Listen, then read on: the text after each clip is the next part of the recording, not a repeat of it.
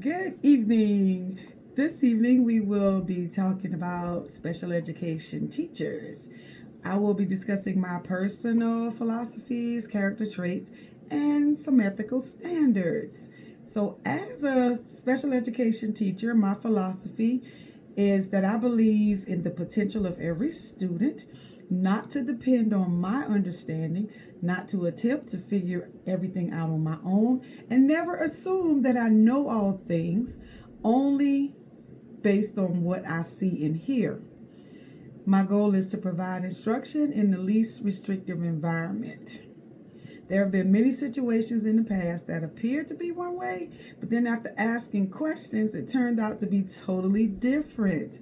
For example, in cultures that are loud, it's normal for their children to be loud. In families that spend a lot of time in front of a television, it's perfectly acceptable for that child to look as if they're reserved when actually they're not reserved. They're just used to being keeping to themselves. So, as a teacher of students with exceptionalities, a basic understanding of culture and family dynamics is needed. Now, my personal disposition, some of Grand Canyon's competencies include faith, integration, general awareness, service oriented, and critical thinking, and also leadership development. My personal disposition, working with special education students, have similar competencies like faith. It takes faith to walk into that classroom every day, ready to meet the needs, ensure services are provided to all of the students, and most people don't expect our students, SPED students, to understand. They often label them as being different, and in lots of cases, they've also been mistreated. So it's necessary to have an understanding that it takes faith to create a safe and supportive environment tailored to each student with diverse backgrounds and disabilities, while also applying critical thinking skills. And what that may look like is it may be just an observation. It may actually be adding an additional visual aid to the lesson plan. Or it may be one of those days where we have to take the necessary steps to break down some steps. Could be just an informal assessment. But either way, as long as we're collecting some data from the experiences, then we are able to move forward. And also all that data needs to be collected without being biased. And that's one of the things that I do. No judgment, judgment-free zone. My classroom is a judgment-free zone.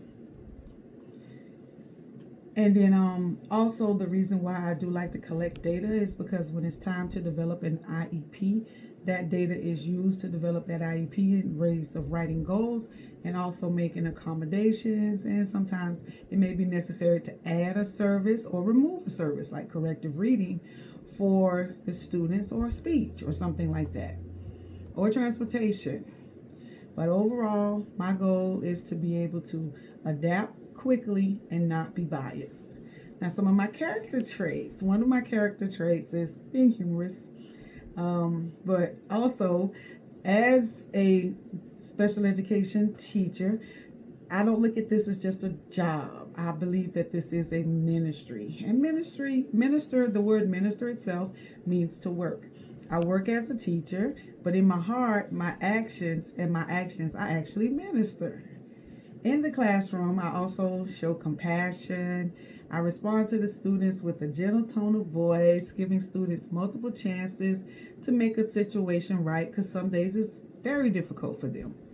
And if students start their day, each one of the students start their day off with an affirmation, and constantly throughout the day, I give them words of encouragement. I'm constantly saying, hey, great job finishing that assignment. Great job staying on task today. Now, staying on task might look like just reading one sentence, but hey, we're still on task. The principles and the principles of the scriptures are applied in the classroom. And another one of the class rules is to take initiative to do for your classmates what you would like to be done for yourself. And the goal of the class is to promote peace while overcoming academic challenges, because I want them to have a safe space. And another class rule is to respect others. And we also respect each other's property. So we celebrate all small accomplishments, and some of the students actually get in small groups and pray for each other without being prompted. That blew my mind.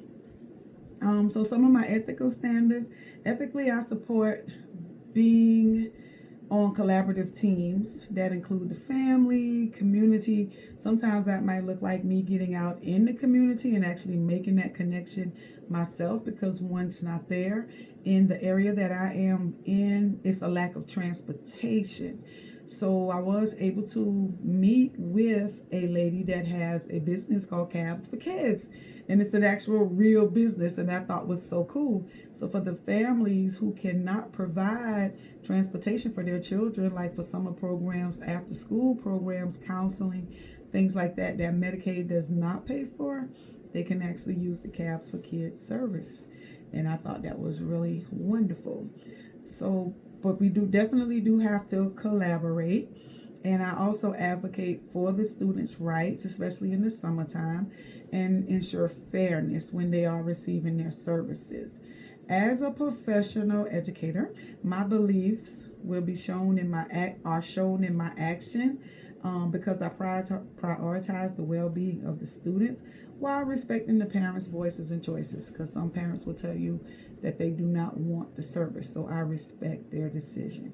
Overall, in a professional manner, I continue to demonstrate ethical practice, respect the students and their families, and maintain social and emotional boundaries in school and in the community.